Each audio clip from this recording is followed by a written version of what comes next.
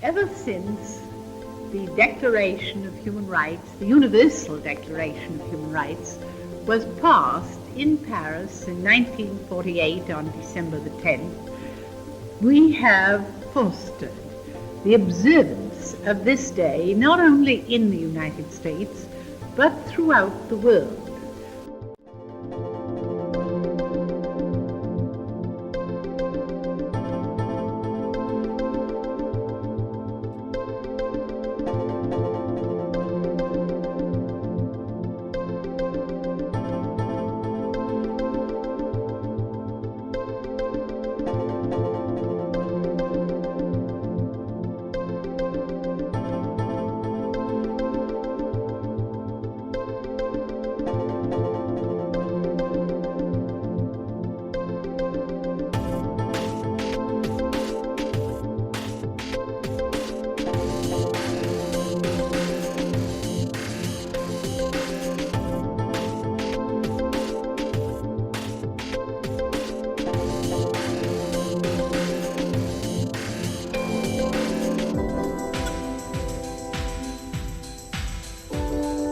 Who am I?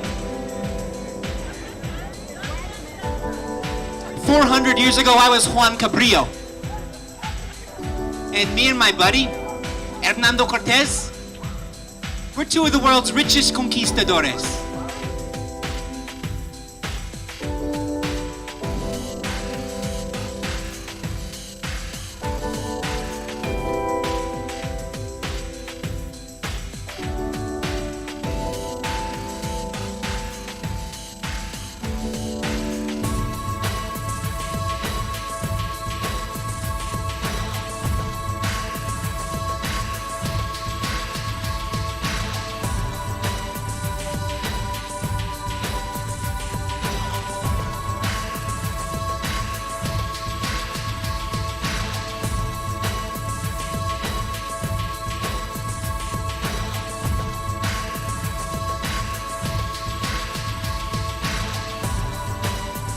The U.S. pulled out of the Global Compact on Migration, which is a political declaration that's pledging to protect and uphold the rights of refugees and help them resettle.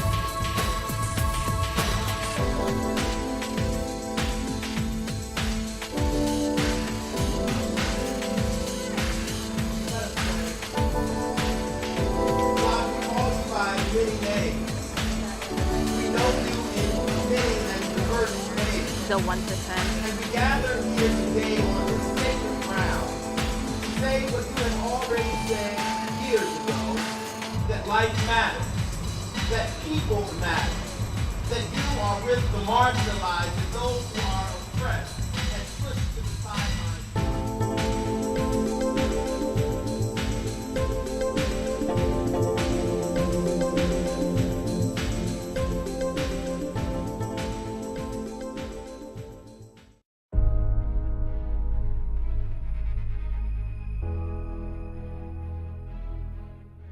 One of the demonstrable effects of all this disastrous change is the displacement of millions of humans across the globe. And the most disproportionately impacted are in low-income countries, women, children, and indigenous people. You promise to activate yourself at minimum. Yes! Please do your best. And once you activate yourself, activate all. Thank you, PANA. Thank you, sisters. As the Interim Director of Community Outreach for the United Nations Association San Diego, I would like to thank you for standing for someone's rights and for showing up today for refugees' rights. My name is Yvette Blackwell, and on behalf of myself and the President of the United Nations Association San Diego, Bettina Hoffman, I want to welcome you to this year's Human Rights Day rally. Hello everyone, my name is Mariam and I am French with an African Muslim father and a French Catholic mother. So I'm very happy to see that all of you here are fighting for the rights of migrants and refugees. So it's not easy to come after all of these great speakers, also because I come from the diplomatic community and we don't speak like you guys are speaking. It's not that we don't care, we do care, but we don't speak with that much enthusiasm and engagement. But I will try my best. So I want to talk about climate change, migration and the environment today. I work at the global policy level on these issues. There are no such things as climate refugee, meaning that if you are displaced or you migrate because of climate change and environment, you do not have a specific status that protects you. Having said that, today is Human Rights Day, so what we do need to remember is that human rights is the foundation of the protection of climate change and environmental migrants. This is a framework that can be applied to them. It's not because we do not have a climate refugee status that we cannot take action. So let's continue to fight for the human rights of people, because that will also help climate and environmental migrants. All right. So what we do to hear your voice in the global political discussions. What we see is the US not participating to the climate change negotiations anymore, the US not participating to the Global Compact on Migration, which is the migration negotiations in the world. But that doesn't mean that the US is not represented, because you are here, you can work, you can bring the voice of the American people to this global political process and show that you do think that migrants need to be protected and supported.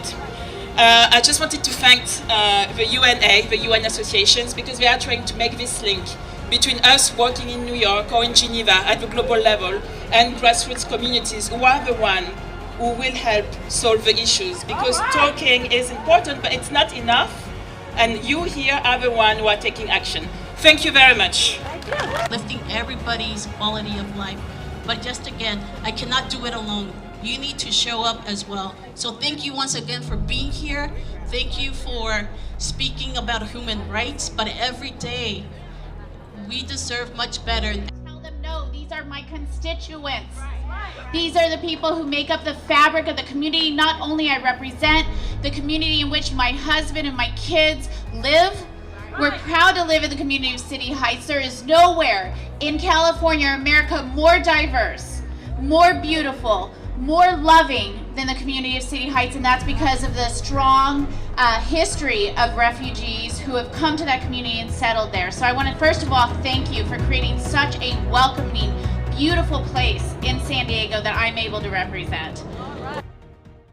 We must want our fellow human beings to have rights and freedoms which give them dignity and which will give them a sense that they are human beings that can walk the earth with their heads high and look all men in the face.